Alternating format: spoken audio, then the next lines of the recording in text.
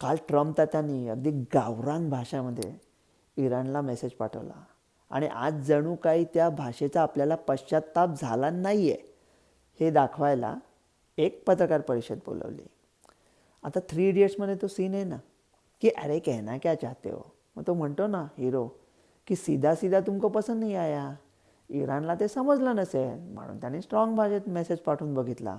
कदाचित ना Obama Biden वगैरे सुद्धा IRGCला असं काहीतरी बोलायला शिवशिवत असतील, पण शिव्या पहिल्यांदी ट्रम्पने घालून दाखवल्या. पत्रकार परिषदेत एकाने त्यानं विचारलं सरळ सरळ तोंडावर की तुम्ही तुमचं डोकं तपासून घेतलं आहे का. अमेरिकेच्या लोकशाहीची ताकद बघा. प्रेसिडेंटला त्याच्या तोंडावर त्याने बोलवल्या परिषदेत विचारला.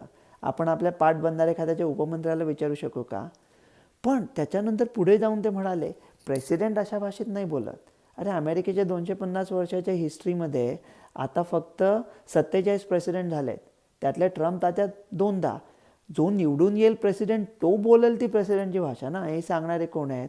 आणि आता हे जे प्लेन पडलं होतं ना, तर तुम्ही यूट्यूब चॅनलवर बघितलेले असतील, ते तुकडे तुकडे झाले आहेत त्या प्लेनचे. ते इराणने नाही केलं आहे हो, ते अमेरिकेने केलं. ते IRGCच्या हातात ती विमानं लागू नयेत म्हणून. काय लागली असती तर फरक नसता पडला हो, कारण ते असे लहान मुलं ढुर ढुर करतात तसं त्यांना काय कळलं पण नसतं. IRGC गुंड आहेत, इराणचे लोक हुशार आहेत. ते IRGC आता पळायला लागणार आहेत बघा. ह्यात ते तुकडे तोडून IRGCने दाखवणं जगापुढे आम्ही हा पराक्रम केला, 48 तास काही करू न शकले. हे म्हणजे द्रौपदीने असं म्हणायचं. ट्रम्प तात्या म्हणजे काय, त्यांचं बोलणं आणि वागणं जवळजवळ दुःशासनाच्या लाईनीवरच आहे की वस्त्रहरण झालं आहे द्रौपदीचं आणि त्याने म्हणायचं नाही मला ना नेटफ्लिक्समध्ये रोल हवा होता म्हणून मी हे स्वतःचंच करून घेतलं.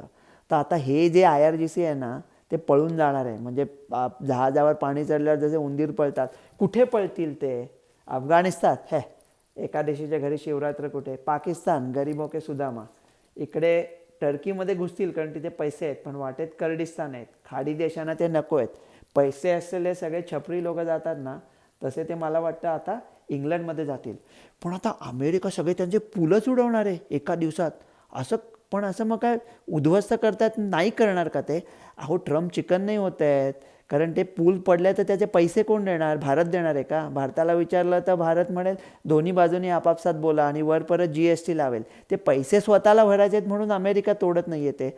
भारताच्या हातात एक सुवर्ण संधी आहे, काय करून दाखवू शकेल ना. पण ती आयडिया उद्या सांगणार डॉक्टर रवी गोडसे.